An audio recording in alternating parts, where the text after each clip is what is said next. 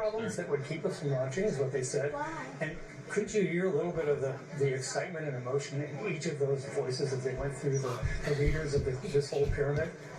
When we heard inside of Integrity, which is the name of the capsule, it was interesting. It was the Canadian astronaut who I think said it best out. He said, we're doing this for humanity, and we all kind of said, wow. It's really literally sent shivers, I think, down everybody's spine, goosebumps, because that, in the end of the day, is what, because to your point, Tom, you mentioned, it's taken hundreds of thousands of people all around the world who have put their hands, literally, on that SLS. Charlie Blackwell Thompson, Tom, she knows the magnitude of this moment. We heard it in her voice, and she had some inspiring words for that crew before they lifted off. I talked to her several times, and she said that she, as a little girl, watched Apollo landing on the moon. They rolled that black and white TV into her classroom, and that was the moment that she went home and told her family, I want to do that someday. She was a little girl. And the reaction was, okay, sweetie, that may not be a job for you. She's been determined since she was a little girl, and she's running the show right now. About to make history. Steve, talk to our viewers. Explain the countdown again. Still hasn't started yet. We're still in that 10-minute mark. What's going on right now? They're kind of shifting over to getting the rocket actually ready to go. So there's arming, pressurizing, doing the whole checklist. Exactly. Inside the cockpit now, you heard the visors down. So the helmets come down. They do an air purge with pure oxygen. So now they're breathing pure oxygen. Yeah. I don't know if we have Ryan Chandler. If we do, I'd love to go to him because I know he's with a lot of space fans out there on the beach watching this. It was interesting as we were listening to this and as they were giving the poll and everyone was saying go, we could hear cheers sporadically around where we are here at the Kennedy Space Center, and I think people were hearing maybe a beat earlier than we were. Ryan's live for us now. Ryan, what's the mood like where you are? Tom, you're so right. I mean, it is a hot Florida evening, and I got full body chills when I heard those speeches come there. This is the best seat in the house on this beautiful afternoon. Hundreds of thousands of people flocking to the region just to see this with their own eyes. We met people from all across the world, from Brazil, Costa Rica, London, Canada, all coming here just to see this. You really get a sense, talking to so many people, that this is a slice of humanity that cuts through generations. We met people who have never seen this before, who have hoped for this day for their entire lives, and others, the family they came with, who remember the golden days of Apollo, and this brings them right back to that full circle moment. You really feel standing here in anticipation that we are about to witness history, and all these people are in good spirits as we await the final seconds, Tom. Yeah. Yeah, it's a very good point, Ryan. Thank you. I want to bring in Gadi Schwartz now. Gadi was so instrumental in explaining one of the concerns they had earlier today, maybe a couple of hours ago, when there was something. Oh.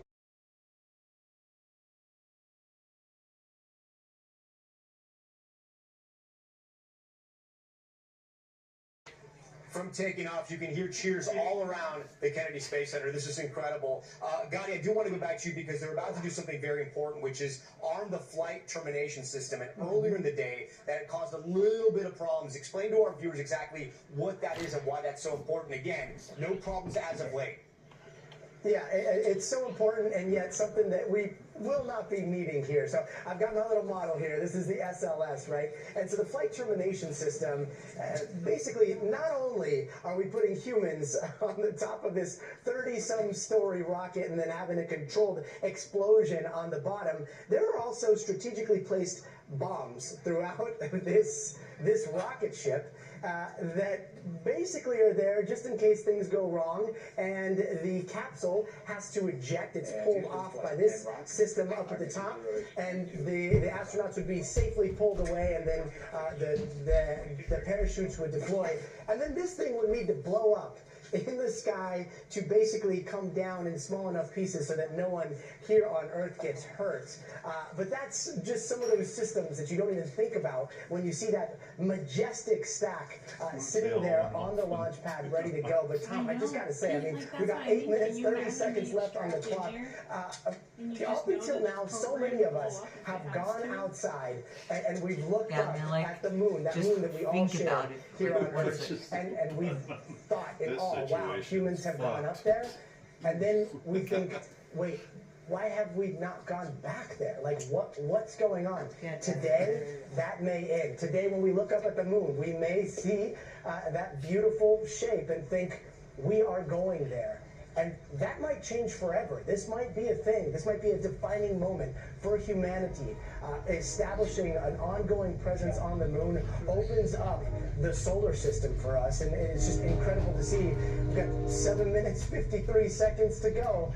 Gotti, I'm going to interrupt. Mason, look, it's moving you're away. putting it so poetically, but I'm going to interrupt you for a second. We're moving the arm now, as you can see, one of the first major steps here, as we're so close. If your kids are outside, if you're trying to tell them they have to go take a bath, now is not the time. 6:35 is the new time we have for liftoff. It's going to happen, as you see in that countdown, in less than 8 minutes, 7 minutes, and about 30 seconds right now. You're going to witness history in this country. It's going to be quite the moment. And Gotti was making that point as well. And Tom, so many are going to be watching our coverage, and they're going to be asking, why has it taken more than 50 years after we put an American on the moon? Well, there are a lot of reasons to that. I mean, the short answer is America decided we spent enough. We went there, been there, done that, and then we wanted to spend money on domestic programs. And then, oh, by the way, why don't we build out the shuttle program and really try to own low Earth orbit and do science in low Earth orbit? But as we've said, this is the biggest, most powerful rocket NASA has ever built. And when you see this thing light, let me give you the stats here, because this is awe-inspiring. It will be 8.8 million pounds of thrust when this thing goes up. 3.5 million pounds of thrust in each of the booster rockets there. And these core engines are equipped with, well, they've been upgraded to produce 418,000 pounds of thrust. What does that mean? It means it's going to send it at 17,000 miles per hour into a very high orbit around the Earth. They'll spend a day there, and then they really light the fire, and they kick into Mach 33, 24,000 miles, headed all the way to the moon. And Al, I think in about 6 days from now, if I'm correct, I think it's April 6th, maybe 5 days from now, they are going to look out their window, and they're going to see the moon. It's going to be the size of a basketball. I know. And it's kind of, it's really mind-boggling when you think about it. And the fact that they are going to be the first humans to put eyes on certain parts of the dark side of that moon. And you know, to your point, Tom, about why we haven't done it, you know, listen, a lot of people say, oh, all this money being spent. Well, the fact of the matter is, our lives right now, technologically, are due to advances that were made during the space program, from GPS to the way the materials that power our cars, all those things. And who knows what we're going to develop at the technology as Artemis continues to move further. I think even to the device that has fed so many journalists, the microwave, as well. And the weather satellites. And the weather satellites. Thank you. Steve, as we close in on 5 minutes here, there are a couple key things that are still needing to happen, right? Where they have to burn off the hydrogen igniters. I mean, still some major sort of technical issues here. This is very important these next 5 minutes. Well, one thing they're doing right now is pressurizing the core stage tanks, and that means is the fuel will be able to actually flow to the rocket engines. That's essential. But you're also looking for leaks. You're looking for temperature excursions. The turbopumps that press the propellants, you've got a fuel and oxidizer into the engines, have to work perfectly. And then, Tom, I want you to walk us through what we're going to see right at liftoff. It's going to be incredible when it lifts off the ground. Yeah. From there, at some point, those two massive rockets, right, attached to it, the SLS, are going to break off. That's right. The boosters separate at 2 minutes and 8 seconds into the rocket lifting off. A key phrase to listen for to the viewers out there, it's called max Q. That means the maximum dynamic pressure on this rocket structure. That's at about 1 minute and 10 seconds into flight. Then again, at about 2:08, the rocket boosters separate out. And then at about 8 minutes and 6 seconds, the core stage and the main engine cutoff occurs. That's a critical moment. I always keep holding my breath until we actually have that core stage, main engine cutoff, because that's when you know that they should be safe in space. From the rundown that we have here, right, the RS-25 engine startup. That right there, Steve, what is that going to feel like? What's that going to sound like? Will the astronauts themselves know we're ready to take off in a few minutes? Those four those RS-425s will start about 6 seconds before you leave the ground, and you can feel that rumble come right up through the rocket. Now, you're covered with so much stuff, you don't hear it quite so much, but you definitely feel it. And when the solid rocket booster's light, you are flung off the ground. It's not soft. Steve, I want you to listen for a second and tell us what we're hearing here. 320 seconds. helium purge, Steve, just occurred. Okay. So helium is used to push some of the propellant into the plumbing. PLS is go for purge sequence. And so that's a normal. At what point does if you're a person of faith and you're an astronaut, at what point does the praying start? Is it right before liftoff, or I know this team has been praying for 3 years together. It's when you tell your family that you're going to fly in space. From that moment on. That's when, that's when everything gets serious. Let me be clear about something. These people are not worried. These people are not anxious. They're not stressed. They dealt with the magnitude of this event and the risk that goes with it long ago. And so right now they're focused on the mission. They're glad to be there. It is their life dream coming true. It would be anybody's in this business.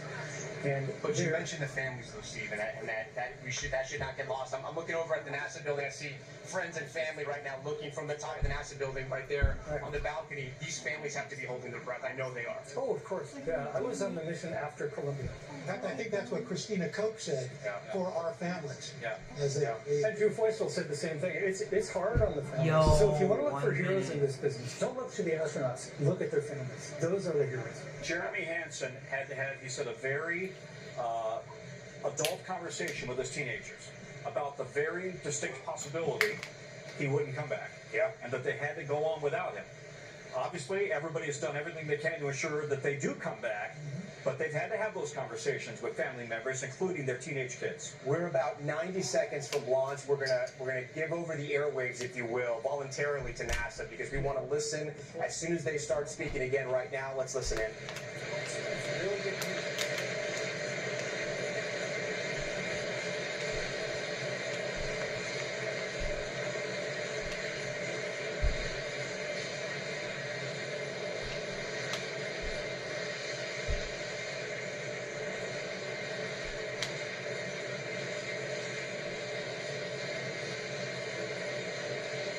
Oh man, 58 seconds.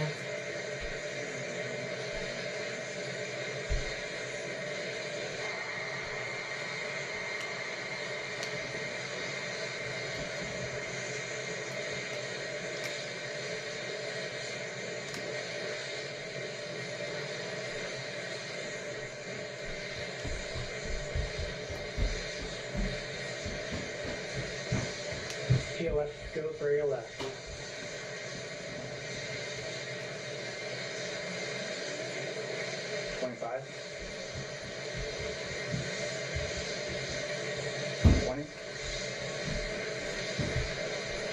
Fourteen, 13, 12, 11, 10, 9, 8, 7, PLS is go for 6, core stage engine 5, start. 4, 3, 2, 1.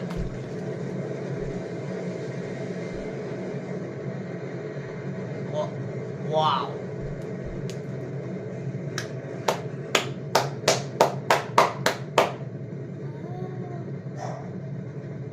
This is absolutely incredible. Roger, roll pitch.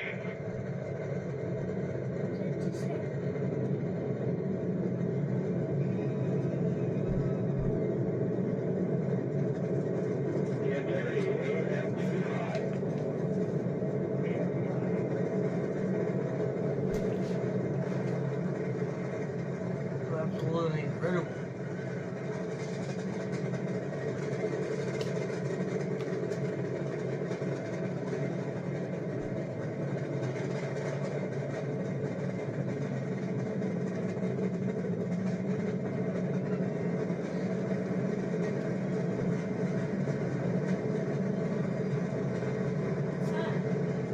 That's really close to it, isn't it?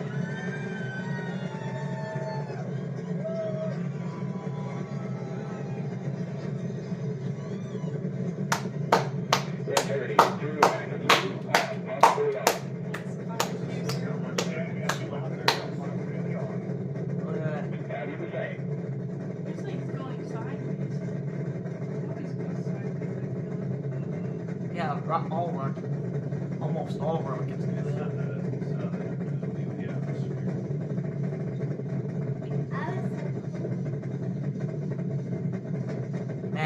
want to tell my friends at track and school about this.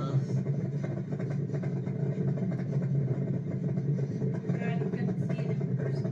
I know. I know, we could have been there, bro. Are you allowed to record it? They say don't call blood lunch.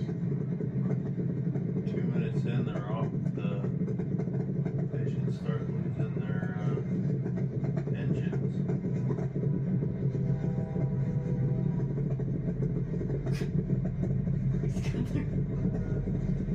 You dropped them, you see them? Here they go. Those. Those are the side rockets. Integrity, guidance converged, performance nominal, upper stage RCS ready. Whoa, that's better.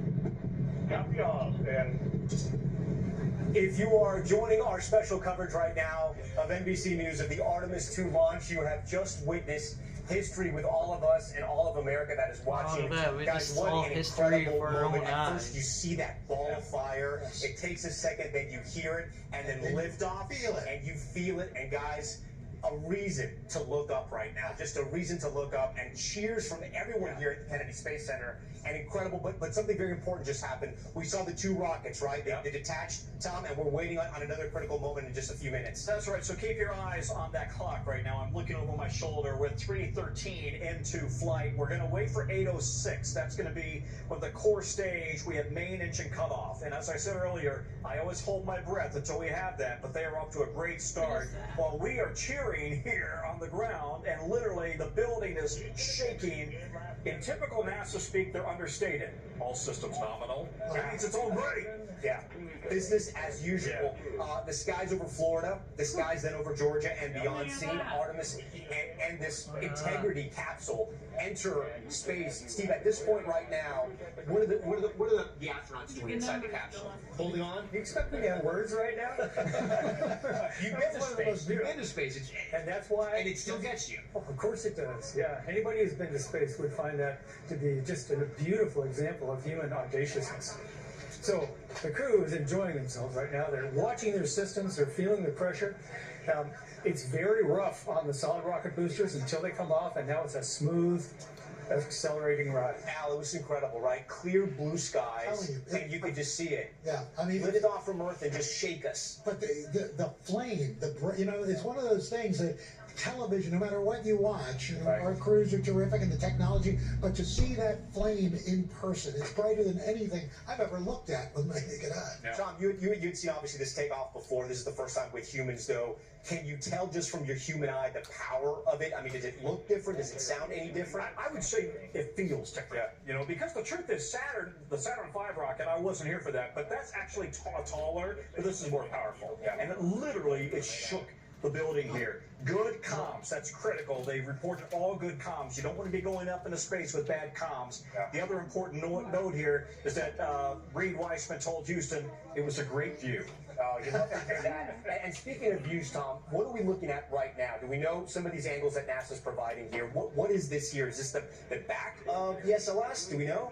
So we are going to be getting multiple camera views. They're taking a page from SpaceX, which puts a camera on everything. Right. So NASA is now putting a camera on everything, and we are going to get the views, and I can't quite tell what that is, but we're going to be getting views from literally watching main engine cutoff. Again, that's going to happen at, where are we at? 5:36. We got 4 good engines right now. At 8:06 in, we'll have main engine cutoff, and then you will eventually, we expect, see the separation. Eventually, that's going to be the next main issue that we watch for very closely. Core stage separation at about 8:18. So we're about 3 minutes, less than 3 minutes, Steve, from that. How complicated is that process? Because I don't want to say that's the whole kid caboodle here, because we just saw an incredible thing happen, but it's so critical.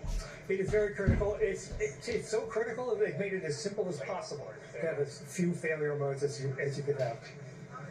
The other interesting point here, Tom, is that they're not physically doing anything other than just sitting back and watching. This is all automated control from the ground. They have a joystick or a command stick, if you will. They can talk about the thrust and the roll, but for the most part, they don't need to. This is all automated. This is a nominal shutdown. We have right now showing our viewers here a visualization of what was going on there. And I'm going to ask the control room, that's the visualization of what the separation would look like. I think this is inside NASA as well. You're looking out of the launch control room right there. As they were looking right a little bit after takeoff, and actually this might be right now, we're seeing the kind of the same image over our heads as well. As we wait for this critical moment in about less than 2 minutes, which is the separation. And from that moment, Tom, that's when sort of the real business, again, what we just saw was incredible, but the real business into space starts and the journey around the Earth, because it's not directly to the moon, it's around the Earth and then around the moon. That's right. And so they're going to spend, as I said, 24 hours in a high apogee, if you will, a high orbit around the Earth. Essentially, they want to create a huge elliptical loop, if I'm using the right term. Steve is going to correct me. That's going to put them in a huge loop around the moon. And then that allows them to go further. It allows them to go farther than any humans ever. So this is all about configuring for that move, and so far so good. So again, 8:06